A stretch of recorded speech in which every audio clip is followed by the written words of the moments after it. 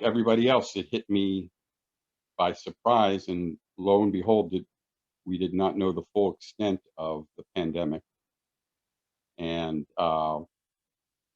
it definitely brought some unique truths as well as realities to mind.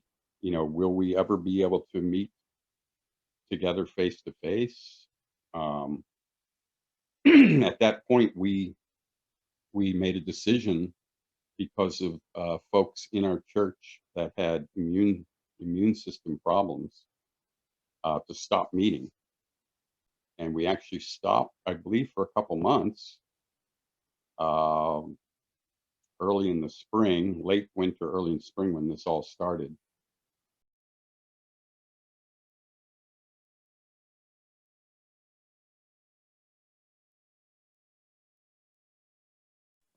It brought a few things into reflection as I started thinking about how to minister to the church during that period.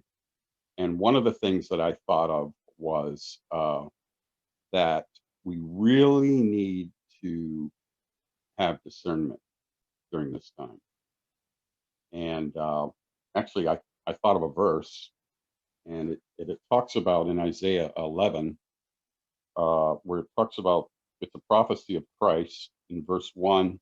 There shall come forth a rod from the stem of Jesse, a branch shall grow, and out of its roots the Spirit of the Lord shall rest upon him. And I thought about each one of us, like really needing God's wisdom and understanding and counsel and discernment. And it says, the Spirit of the Lord shall rest upon him, the Spirit of wisdom and understanding, the Spirit of counsel and might, the Spirit of knowledge and of the fear of the Lord. And his delight is in the fear of the Lord. And I think at that point, people were fearing death. Like, we don't even know how intense this is going to be. How bad could it get? We could be facing death. And I think the world was facing a death sentence. And I really started thinking about how this could uh, flower into a beautiful time for the gospel, where people would be, facing their weakness of eternity, and maybe they wouldn't last out the year, and it'd be a good time to preach the gospel. But as it continues going here in verse 3 of Isaiah 11, and this is the main part, and he shall not judge by the sight of his eyes, nor decide by the hearing of his ears.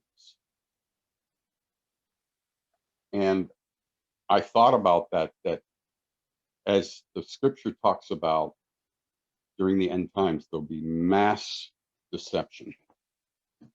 There'll be a lot of lies, a lot of deception, and we're really going to need to be close to the Lord. And I really felt like it was a time for us to strengthen our vertical, to judge righteous judgment, not judge by what we see or hear, like in that passage.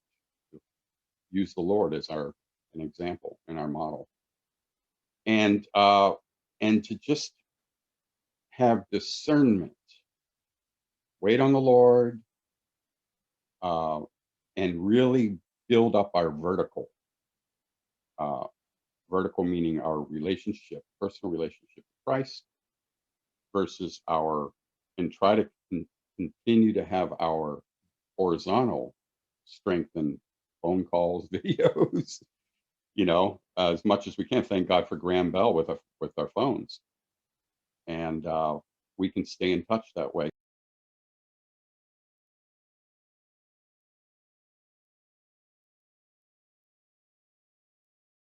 Which I really felt led to break out on Resurrection Sunday on Easter. And we decided it was the first time we were out in a couple months. We went to the bayou, and we had 14 people out at the bayou celebrating the resurrection of Jesus Christ.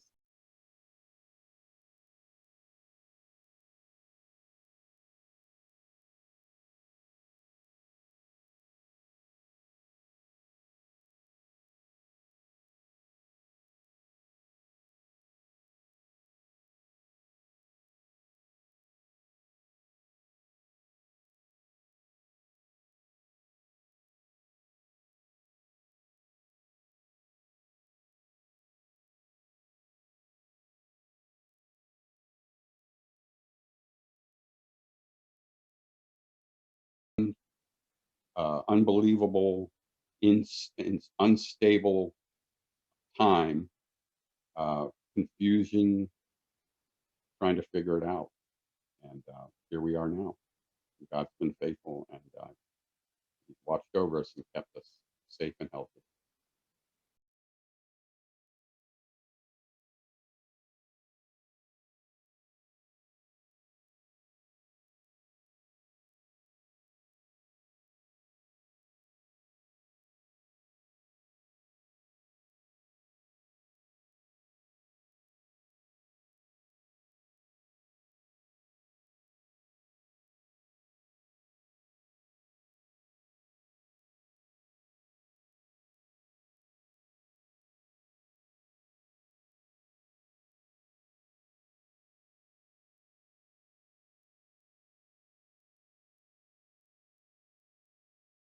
Had an influx of visitors that came on one Sunday, and when that happened, some folks from a local ALF over in Bay Pines came to church, and after a few weeks we were talking, and they asked me. Apparently, they had another pastor that was coming. He passed away, and they had an opening for a pastor to come to give weekly Bible studies. And so I jumped through the hoop and met you know met their request, and we've been doing that now for a few months over at the Foundational Health, which has possibly opened up other opportunities, and we're not ready to share any of that.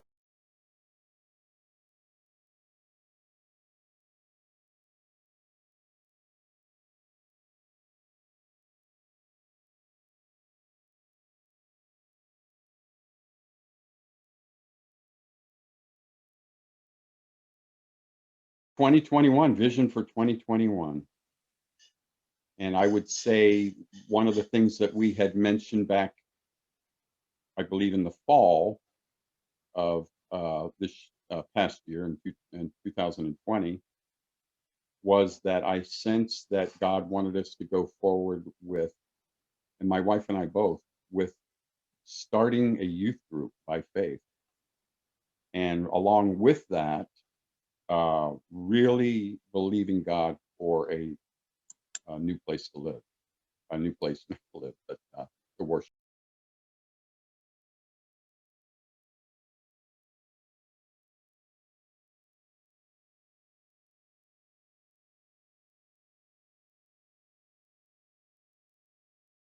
Decided to start going to the park once a month, Seminole Lake Park, and that turned out to be a smash hit.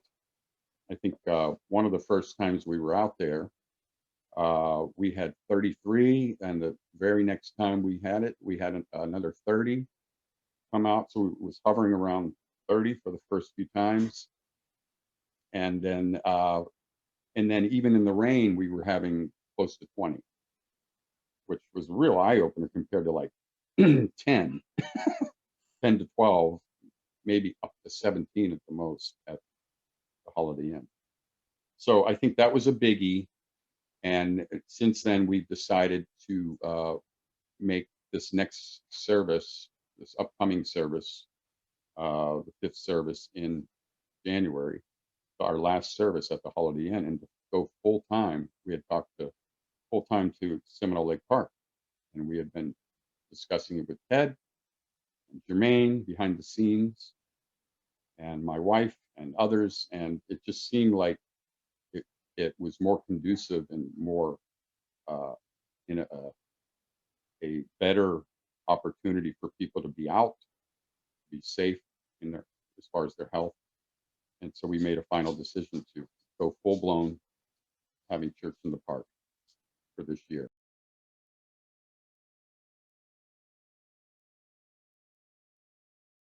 And then the other things were